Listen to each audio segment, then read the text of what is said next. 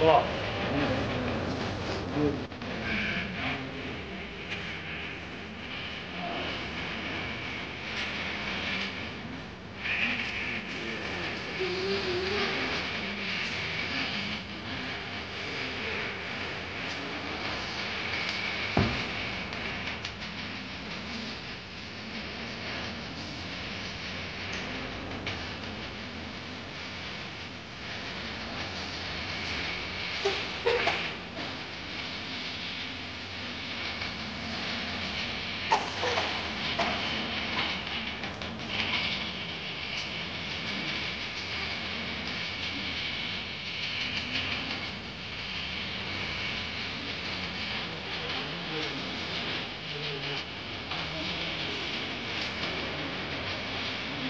Thank you so much for coming back.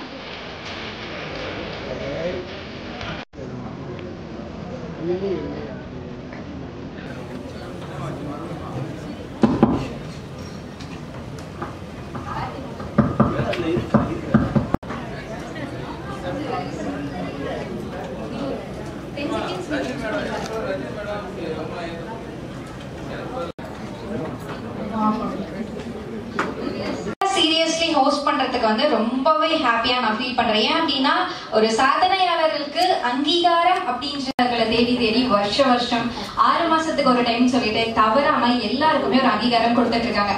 இந்த HRWல இது மட்டும் இல்லாம Bharat Shiksha Ratna lion doctor M. Rajani ma'am, thank you for your coming.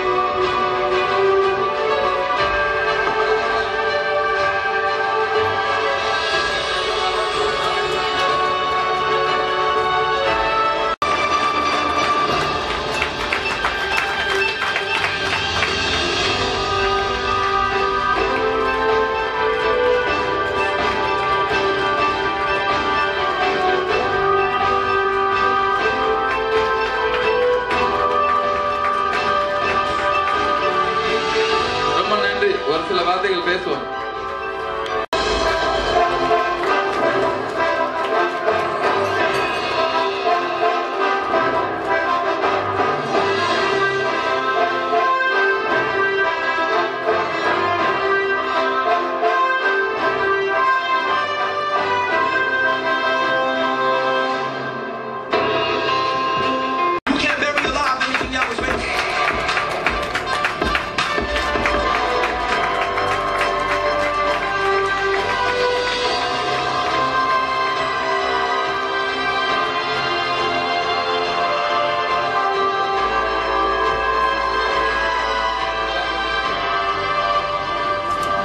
வணக்கம்.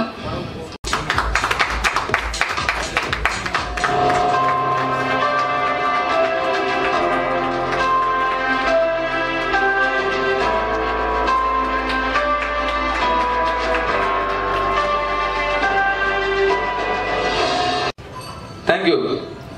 ஓகேவா, இது பேசுறீங்களா மேடம்? ரொம்ப நன்றி மேடம், தேங்க்யூ. நெக்ஸ்ட் அவார்டு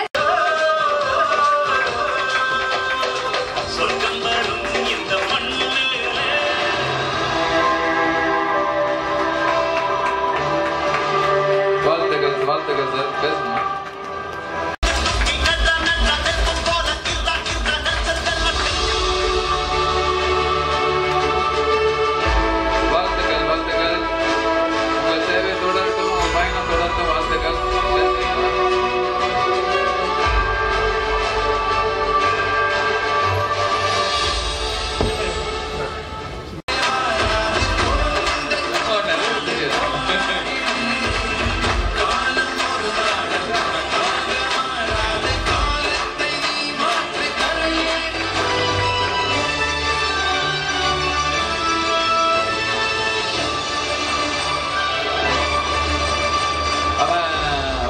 ரொம்ப நல்லா பேசுவான், எனக்கு பிடிக்கும். நம்ம நல்லா இருக்க முடியும், அவன் நல்லா இருக்க மாட்டான். நீங்க சொல்லி பாருங்களேன், என்ன நேத்து வரை நல்லா இல்ல, நீங்க என்ன நல்லா இருக்குன்னு சொன்னா அவன் நல்லா இருக்க மாட்டான். அதனால யாரு என்ன கேட்டாலும் முதல்ல எவ்வளவு கஷ்டம் இருந்தாலும் நல்லா இருக்குன்னு சொல்லுங்க, சூப்பரா இருக்கேன்னு சொல்லுங்களேன். கண்டிப்பா ஆப்போசிட்ல சூப்பரா இருக்காது. வாழ்த்துக்கள்.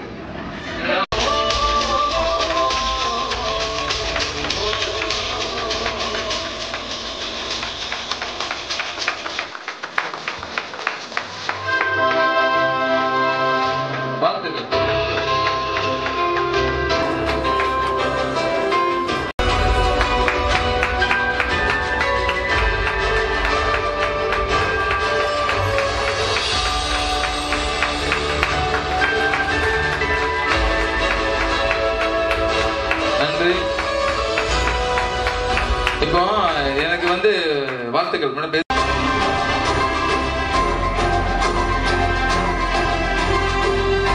இவங்கெல்லாம் முதல்ல அவார்டு வாங்குறவங்க, அதாவது பாராட்டுன்னா என்னன்னு சொல்லணும்ல, பாராட்டினா தான் நெக்ஸ்ட் போவாங்க. வாழ்த்துக்கள். பேசுறீங்களா?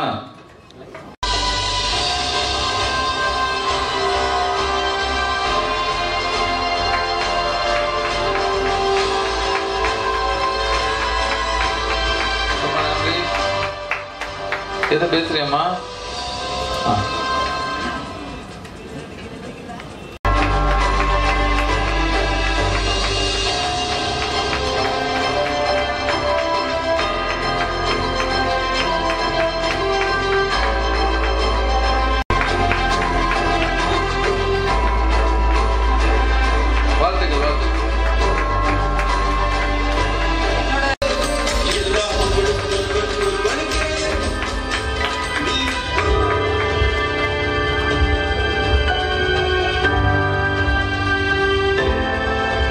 வாழ்த்துக்கள் மேடம்.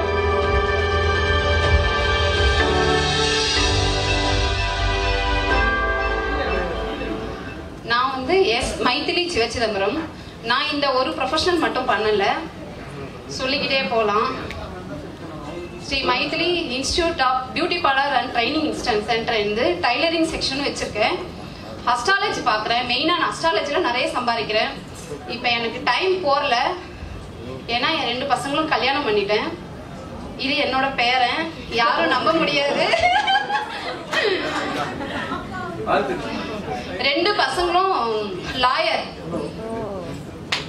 பெரிய பொண்ணு ஃபைனல் இயர் படிக்கிறா, ஃபர்ஸ்ட் பொண்ணு வந்து ஃபர்ஸ்ட் இயர் படிக்கிறாங்க. அவங்க ஹஸ்பண்ட்ஸ் படிக்க வைக்கிறாங்க. எதனால இதை சொல்ல வரேன்னா, நானும் மேரேஜ் ஆகி தான் பெரிய லெவல்ல இந்த லெவலுக்கு வந்தேன். எல்லாருமே வந்து ஹஸ்பண்ட் சப்போர்ட் இருந்தா மட்டும்தான் ஒரு லேடியால முன்னாடி வர முடியும்ன்றத எங்க ஃபேமிலி ஒரு எடுத்துக்காட்டு.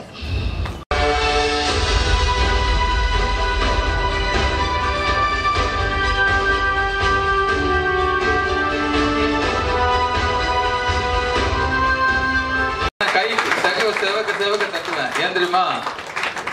அது நல்லது. ஏன்னா அது வந்து எவ்வளவு பணம் கொடுத்தாலும் வராது. அதே மாதிரி மூஞ்ச நல்ல ஃப்ரீயாவே வச்சுக்கோங்க. கொஞ்சம் ஏன் எப்படியா ஒரு மாதிரி உருவன்னு இருக்குங்க? என்ன பிரச்சனை உங்களுக்கு? என்னாச்சு? லைஃப்ல நிறைய பிரச்சனையோட நிறைய பேர் இருக்காங்க. உயிரோட மதிப்பு என்னன்னு எனக்கு தெரியும். சரிங்களா? அது 2 நிமிஷத்துல 2 செகண்ட்ல போயிடும். ஏன்னா நான் ரொம்பலாம் படிக்கல, ஆனா பாராட்டு அப்படின்ற விஷயத்துக்காக நான் ஏங்கி இருக்கேன். இப்ப இந்த விழா இப்ப நான் அவார்டு கொடுக்குற ஃபங்க்ஷன் விழா இது 30வது விருது விழா. எத்தனாவது விருது விழா? 30வது விருது விழா.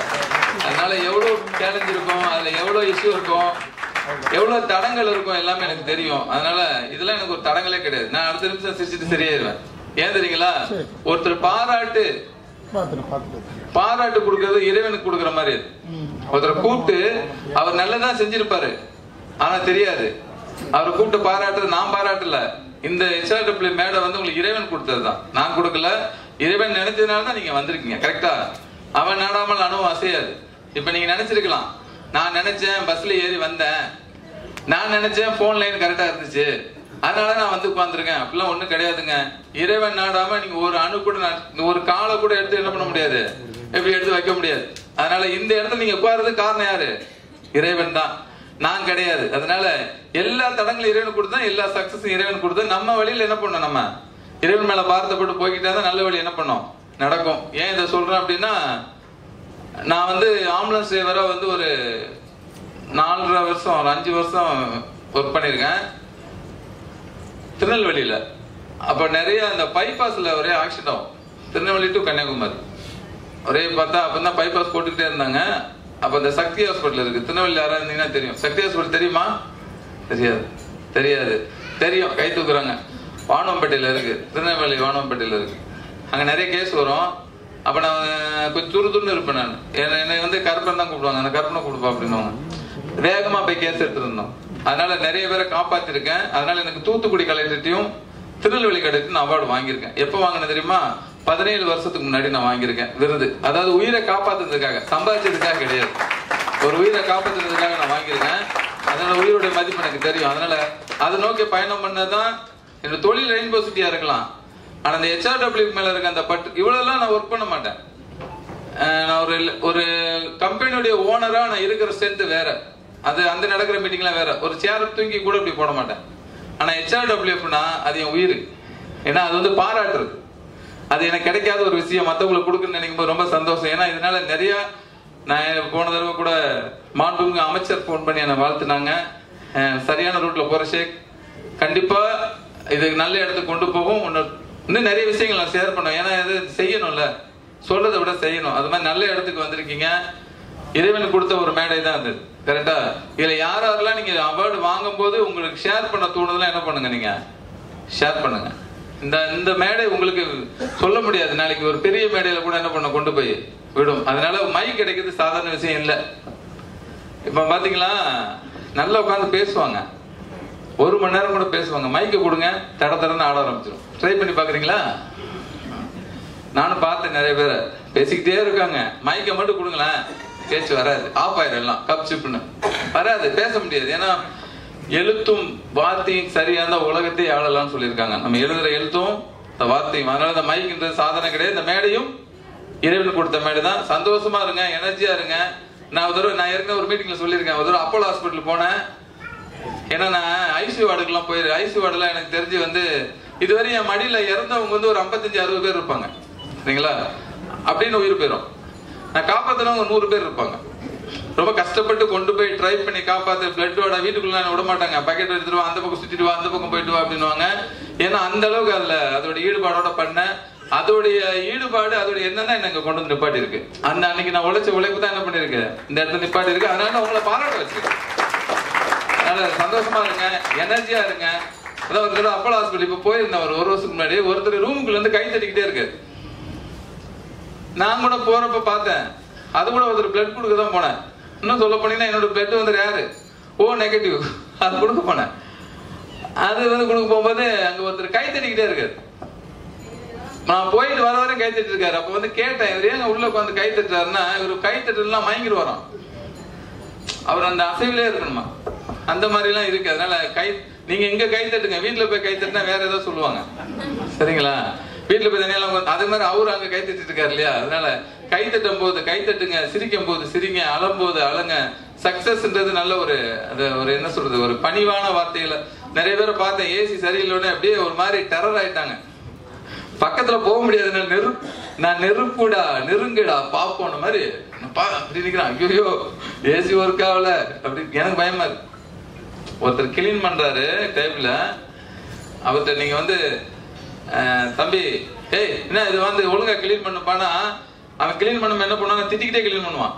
நீங்க ஹோட்டலுக்கு போனீங்கன்னா ரொம்ப பேரை பார்த்துருக்கேன், பணிவே கிடையாது. அதே அந்த பணிவா சொல்லி பாருங்களேன், தம்பி இதை கொஞ்சம் கிளீன் பண்ணுப்பானா ரொம்ப சந்தோஷமா நல்லா கிளீன் பண்ணுவான்.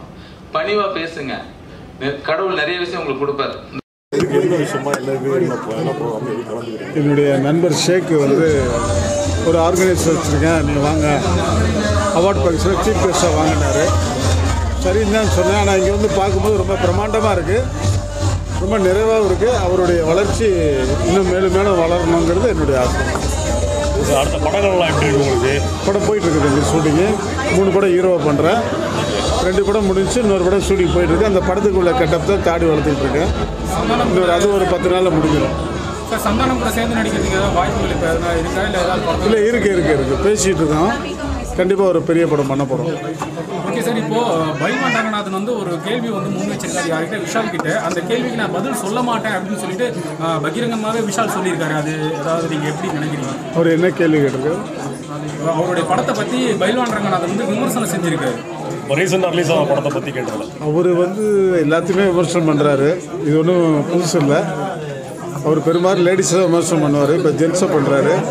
அது ஒரு பெரிய மேட்டரே இல்லை. அது வந்து 10ஓட 11 வச்சுக்கலாம். அது ஒன்றும் பெரிய பப்ளிக்கான ஒரு இடத்துல வந்து ஓப்பனாகவே சொல்கிறேன், நான் அவரோட கொஸ்டினுக்கு வந்து நான் பதில் சொல்ல மாட்டேன் அப்படின்னு சொல்லியிருக்காரு சார் விஷால். ஆமாம், அந்த அளவுக்கு. அதாவது விஷால் நடிகர் சங்கத்தோட பொதுச் செயலாளரே இந்த மாதிரி ஒரு பதில் சொல்கிறாரு. அதாவது கரெக்டான கேள்வி கேட்டால் சொல்லலாம், சும்மா வேறு மாதிரி கேள்வி கேட்டபோது யாருமே சொல்ல மாட்டாங்க.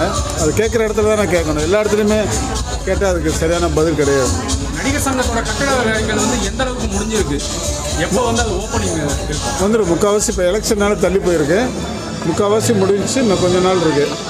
அதே மாதிரி இந்த வருஷத்துக்குள்ளே முடிஞ்சுன்னு நம்பிக்கை இருக்குது.